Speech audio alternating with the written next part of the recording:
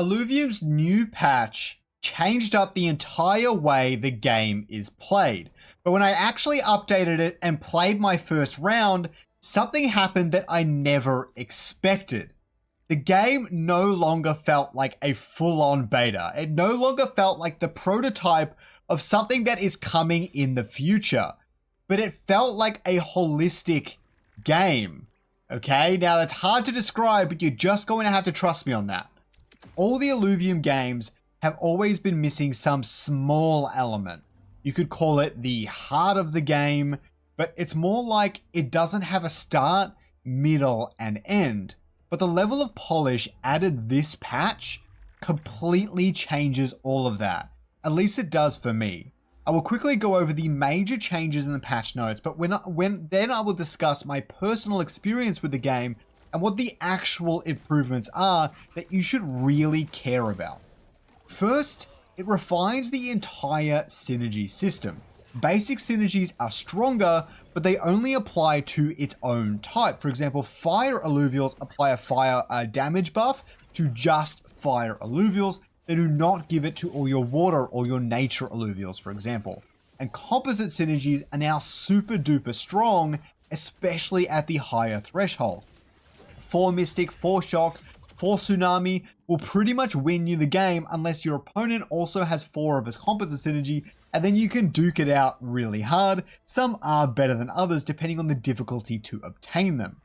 Now, much like the newfound strength of Axodon, which is infuriating so many players, don't forget to check out Lizard Labs, who before long will be the strongest crypto gaming infrastructure there is. Anyone who knows me knows that I love the ETH Lizards and Lizard Labs, but what you might not know is they have evolved far beyond just an NFT project. They are now a gaming DAO that is building infrastructure, handing out alpha, and my personal favorite, allowing any individual to invest into new gaming projects on the ground floor. Jump into their Discord today to learn about the future of crypto gaming, as their token launch is right around the corner. And thanks again to Lizard Labs for sponsoring this video. Now, after this video, go and participate in their questing platform to earn tokens, but for now, back to the video. The synergies are updated, but so are their verticality. 9 basic synergies give much larger bonuses than 7 or even 5. It's now 2, 3, 5, 7, and 9, while you'll notice a really small jump from 2 to 3 and 3 to 5. The jump from 5 to 7 and 7 to 9 is quite substantial. Now, here is what they do. Now, water, like always, gives energy, earth gives grit and resolve, fire extra damage, nature just gives health regeneration, and air only increases dodge chance, although it's a lot more than it was before, so it's very noticeable. Things like the increased energy cost for opponents has been moved on to composite synergies instead, much like some of these other effects. There are also huge buffs across the board for composites, and the other thing is the classes, which have changed a little bit as well. Like always, Bulwark improves their resistances, Fighter grants just attack speed, Rogues grant crit chance and crit amp, and the blink delay was changed a little bit and become much shorter, down to 0.5 seconds. Scions grant a mega power like always, and Empaths, now all they do is they shield themselves for a really big shield at the very start of the battle. So you can kind of use them as like a pseudo wall, whereas most of them are nature alluvials, so they'll get some of that healing as well. Really great stuff there. And now we'll get onto the composite synergies. These ones are pretty crazy. So Tsunami got a huge buff, where at 4 Tsunami, you get an 85% of your Omega cost returned to you once you Omega on your opponent, which is actually kind of crazy. Inferno does extra max health damage than it did before. The Thorns and the Invulnerability is increased and added to Granite. Verdant has a big max health increase, and the heal amount is increased as well.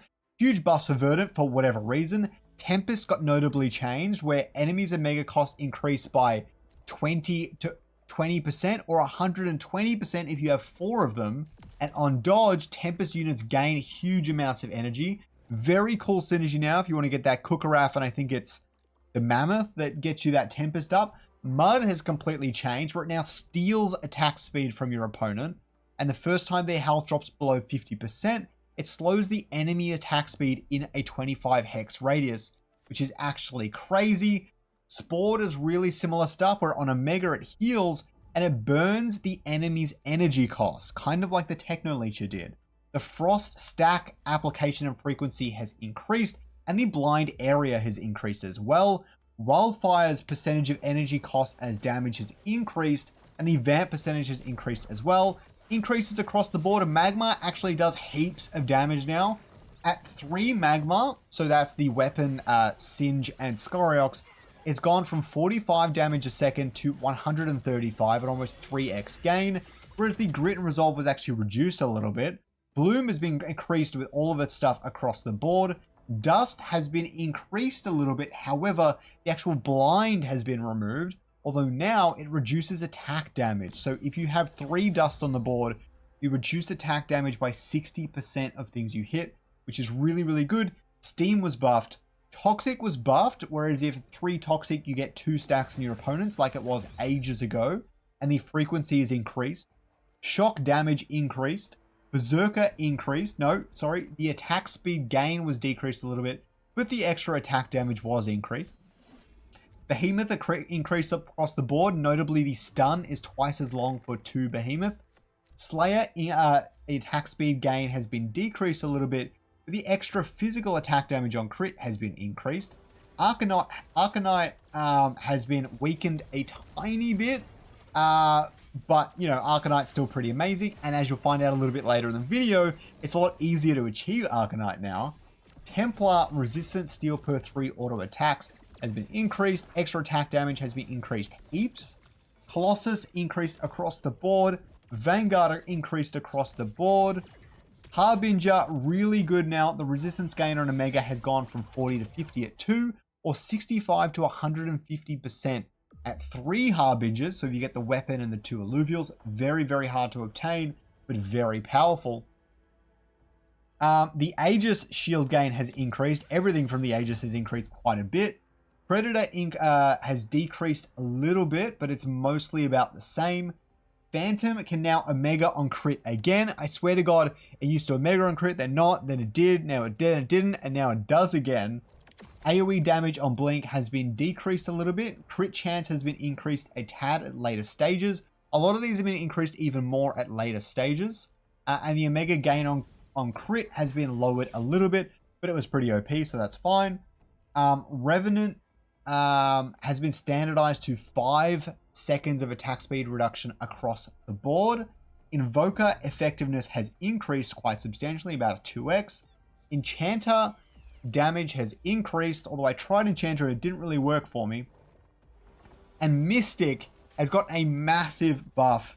It has a brand new thing. The highest health and highest attack damage Alluvial on your team will receive a stat buff of 15%, or 50% at 3 Mystic, or 100% at 4 Mystic.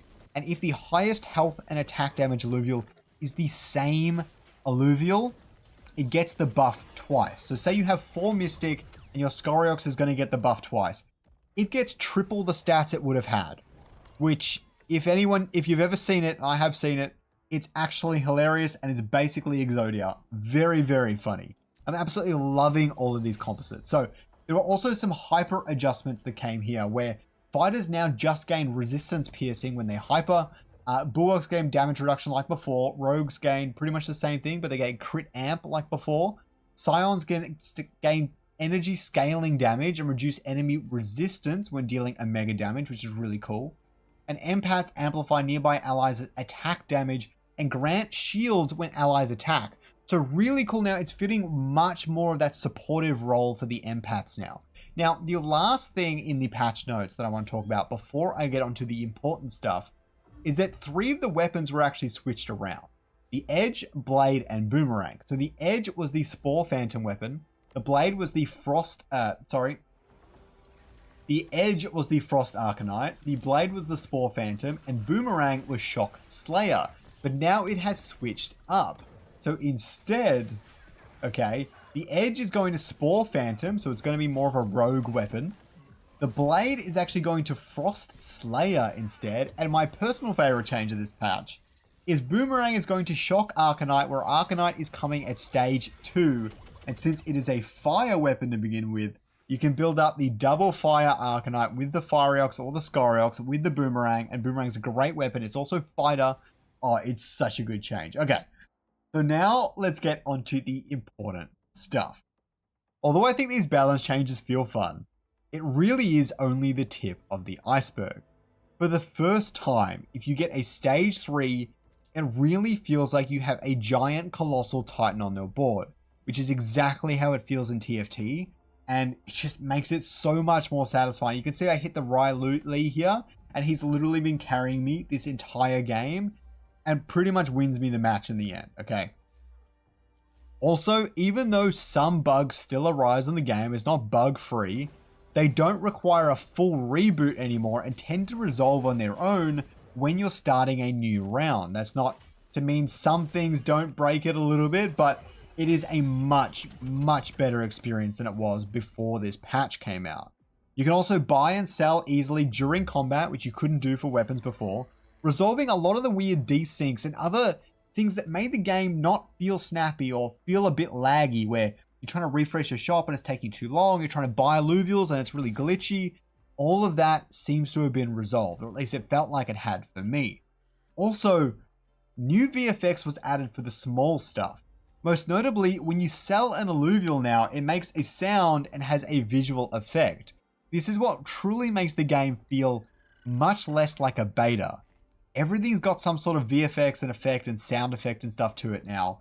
No action is just happening randomly. When you place alluvials, they don't just start swapping, they kind of move out of the way. There's so much to love about this game now, and I always try to play a game at least once a day when I have time, and I do not have time. This game has never been more stable, but what that means is we are closer to tournaments, rewards, and a huge marketing push to show the world what Illuvium has been building for all of these years. I hope you learned something today. Please don't forget to check out my Ultimate Beginner's Guide to the Illuvium Gauntlet. It will give you a good basic understanding, at least until I have the time to update it.